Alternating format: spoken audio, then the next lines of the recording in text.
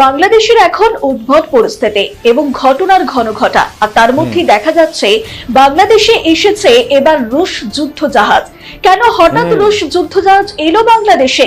খবর রয়েছে রুশ যুদ্ধ জাহাজের অধিনায়ক এবং নাবিকরা চট্টগ্রামে বেশ কিছু কর্মসূচিতে অংশগ্রহণ করবেন এবং বাংলাদেশ নৌবাহিনীর বিভিন্ন घाटी और যুদ্ধ জাহাজ পরিদর্শন করবেন। रशिया के रूस के 3 बड़े जो वारशिप हैं दोस्तों, वो इस वक्त चिटागोंग पोर्ट बांग्लादेश में मौजूद हैं और उसकी मौजूदगी का इतना ज्यादा यानी धुआं निकल रहा है भारत में, हिंदुस्तान में, और उन्हें केरोस्टी है इस वक्त वेस्ट बंगाल मीडिया में, गोदी मीडिया में, कि भाई ये इधर क्या करने के लिए आए हैं? ये तो हमारे हिंदुस्तान का दोस्त था रशिया, लेकिन ये बांग्लादेश में क्या करने के लिए 3 बड़ी वारशिप आई हैं और साथ में 300 के करीब जो उनके ऑफिसर हैं वो आए हैं, और जो टॉप लेवल के ऑफिसर्स हैं, जो चीफ्स हैं नौबानी के, वो मुलाकात भी करेंगे बांग्लादेश की नौबानी के चीफ के साथ और जनरल वाकरुज़्ज़मा के साथ भी।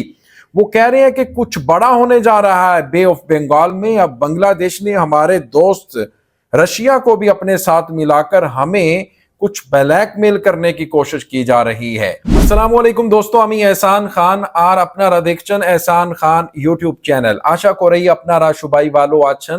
दोस्तों, वेस्ट बंगाल मीडिया बात कर रहा है कि जो 3 बड़ी वारशिप आई हैं बांग्लादेश में रशिया से, जी हाँ, और चिटागोंग में वो उन्होंने स्टे किया है। 300 बड़े उनके जो ऑफिसर्स हैं वो भी आए हुए हैं और इधर आकर उन्होंने डीपली अब देखना है हर चीज को और विजिट करना है। उसमें कहा यह जा रहा है, जो कुछ खबरें जो निकलकर सामने आ रही हैं, एक तो बांग्लादेश की जो फ्रीगेट हैं, वारशिप्स हैं, फिर इसी तरह जो बांग्लादेश की नौबानी की बेस हैं उनको भी उन्होंने देखना है, और फिर बांग्लादेश एडवांस किस्म की जो वारशिप है वो भी दोस्तों कहा जा रहा है, अब वेस्ट बंगाल मीडिया कह रहा है कि वो भी बांग्लादेश को दी जाएंगी, यानी रशिया की तरफ से। अब बांग्लादेश और रशिया मिलकर बे ऑफ बंगाल में पता नहीं क्या करेंगे, और ये बांग्लादेश जो हो एक के बाद दूसरा बड़ा फैसला करता हुआ नजर आ रहा है अगेंस्ट इंडिया। और दोस्तों, बड़ी परेशानी है उन्हें कि ये रशियन क्यों आकर बैठ गए हैं इधर। तो इसी के ऊपर एक वीडियो क्लिप है, वो देखेंगे पहले, फिर हम इसके ऊपर बात करेंगे। वीडियो देखने से पहले चैनल को सब्सक्राइब कर लें और बेल आइकन भी प्रेस कर दें। आखिर तक जरूर देखिएगा, बहुत इंपॉर्टेंट वीडियो है। 3 2 1 एंड क्यू। বাংলাদেশের এখন উদ্ভট পরিস্থিতি এবং ঘটনার ঘনঘটা, আর তার মধ্যে দেখা যাচ্ছে বাংলাদেশে এসেছে এবার রুশ যুদ্ধ জাহাজ। কেন হঠাৎ রুশ যুদ্ধ জাহাজ এলো বাংলাদেশে, কি বলছে গোয়েন্দা রিপোর্ট? দেখুন বিস্তারিত প্রতিবেদনে। বাংলাদেশের এখন উদ্ভূত পরিস্থিতি, ঘটনার ঘনঘটা, তবে আর কোনো প্রশ্ন বা জল্পনা নয়। শেষমেশ চাপে পড়লেন বাংলাদেশের অন্তর্বর্তী সরকারের প্রধান উপদেষ্টা মোহাম্মদ ইউনূস। কেন বলছি? এর কারণ বাংলাদেশের চট্টগ্রামে ঢুকেছে রুশ যুদ্ধ জাহাজ। হঠাৎ কেন চট্টগ্রামে প্রবেশ করলো? কেনই বা গোটা চট্টগ্রাম বন্দর ঘিরে ফেললো রুশ নৌবাহিনী? তবে কি এবার কাউন্টার করতে নামলো বাংলাদেশি সেনা সাঁজোয়া বাহিনী? তবে এই নৈরাজ্যের মধ্যে কোথায় সেনা প্রধান? তিনি কি সক্রিয় হচ্ছেন? কেন বাংলাদেশের মধ্যে এমন পরিস্থিতি তৈরি হলো? কেন বাংলাদেশের জেলের ভিতরে চলছে গুলির লড়াই? কি বলছে গোয়েন্দা রিপোর্ট?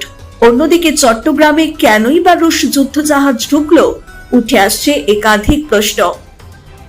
জানা গিয়েছে রবিবার দুপুর 12টার পর নাকি রুশ জাহাজগুলো চট্টগ্রাম বন্দরে প্রবেশ করে এবং পতেঙ্গা কন্টেনার টার্মিনালে নোঙর করে। এর পাশাপাশি খবর উঠে আসছে সেই জাহাজগুলোকে স্বাগত জানাতে উপস্থিত ছিলেন বাংলাদেশের নৌবাহিনীর কর্মকর্তারা।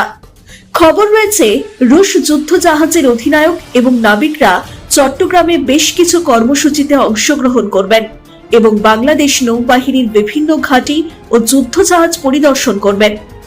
বাংলাদেশে পাকিস্তানি আইএসআই একটা বিরাট অংশ কবজা করে রেখেছে, আর এই মুহূর্তে বাংলাদেশের সেনা প্রধান জেনারেল ওয়াকারুজ্জামান পাকিস্তান সফর না করে হঠাৎ তিনি রাশিয়া সফর করলেন।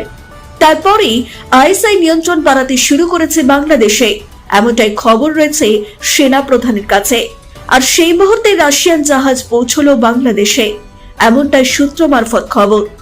জানা যাচ্ছে এই যুদ্ধ জাহাজ 4 দিন থাকবে এবং বাংলাদেশের নৌঘাঁটি পরিদর্শন করবে। তবে সেনাপ্রধান দেশে ফিরতেই অনেকটাই সক্রিয় হয়েছেন। বাংলাদেশে চলছে সেনাবাহিনীর পরিদর্শন। তবে কি সেনাপ্রধান বুঝে গিয়েছেন পাকিস্তানি আইএসআই এতটাই সক্রিয় হয়েছে বাংলাদেশে, যেখানে নিয়ন্ত্রণ করতে শুধু বাংলাদেশি সেনা নয়, বাইরে থেকে সাহায্য লাগতে পারে। আর তাই হয়তো তার রাশিয়া সফর এবং তিনি দেশে ফিরতেই রুশ যুদ্ধজাহাজ নিয়ে এলেন। তবে এর উত্তর দেবে একমাত্র সময়।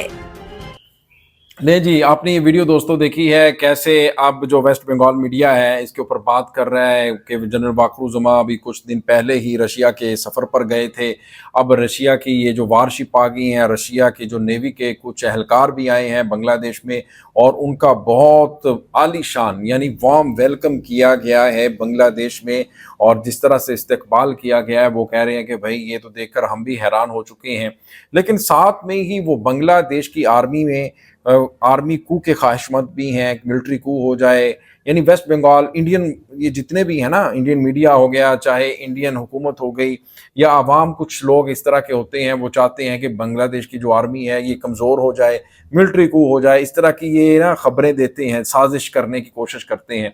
अब वो कुछ ये भी साजिश कर रहे हैं कि देखें ये हमारा बंदा है, ये जो जनरल वाकरुज़मा इंडिया का है, ये हमारी बात मान रहा है, इसीलिए ये रशिया में चला गया क्योंकि रशिया हमारा दोस्त मुल्क है यानी इंडिया का, इसलिए ये रशिया गया। क्योंकि इससे पहले जो प्रोफेसर मोहम्मद यूनुस वो चाइना बीजिंग में गए थे, लेकिन ये रशिया में चले गए क्योंकि जो चाइना है वो हमारा दुश्मन मुल्क है। और अब सब अच्छे की रिपोर्ट आएगी। अगर मुझे ये बताओ, अगर आर्मी चीफ आपका है तो भाई फिर आपके जो 5 बड़े जो टॉप के ऑफिसर हैं उनको हाउस अरेस्ट क्यों किया है? जिन्होंने शेख हसीना की बात मानी थी, जिन्होंने शेख हसीना की बात मानकर ब्रूटल मतलब लोगों के ऊपर किस तरह से तशद्दुद वायलेंस किया था, मारा था, उनको शहीद किया था, उनको क्यों हाउस अरेस्ट किया? उनके खिलाफ क्यों कार्रवाई हो रही है? वो तो इंडियन थे ना, एक एजेंट के तौर पर काम कर रहे थे शेख हसीना के साथ मिलकर। भाई वो आपका बंदा नहीं है, वो बांग्लादेशियों का बंदा है, वो बांग्लादेशियों के साथ मिलकर काम कर रहा है। अभी आज बड़ा रात का एक फैसला हुआ है, यानी उन्होंने जो यॉन है, ये कॉटन थ्रेड होती है जो, वो आपका कैंसिल कर दिया है, यानी वो बैन कर दिया है। और भी बहुत सारी जो प्रोडक्ट्स हैं वो बांग्लादेश ने दोस्तों इंडिया की बैन कर दी हैं। अब भाई वो तो एक के बाद दूसरा जो स्टेप है नहीं डर रहे लेते हुए इंडिया के खिलाफ, लेकिन आप कह रहे हैं कि वो हमारी साइड से खेल रहे हैं जनरल वाकरुज़मा। वो देखें अब जो उनके आर्मी के, उनके जो नेवी के जो ऑफिसर्स आए हैं 300 के करीब, और फिर उनकी 2 से 3 बड़ी वारशिप आई हैं। अब एडवांस वारशिप देने की भी बात हो रही है कि रूस बांग्लादेश को दे सकता है, फिर उसका फायदा किसको होगा, नुकसान किसको होगा, ये आप अच्छी तरह दोस्तों ये भी जानते हैं।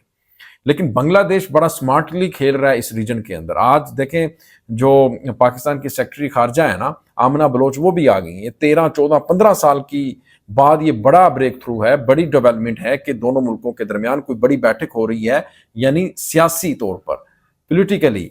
और मैं समझता हूं कि एक बड़ा चेंज आने जा रहा है इस रीजन में। तो इंडिया को होश के नाखून लेने चाहिए, मैं तो ये आखिर में यही कहूंगा। आपका क्या कहना है दोस्तों, बताइएगा कमेंट सेक्शन में। मिलेंगे आपसे नेक्स्ट वीडियो में, तब तक के लिए अल्लाह हाफिज।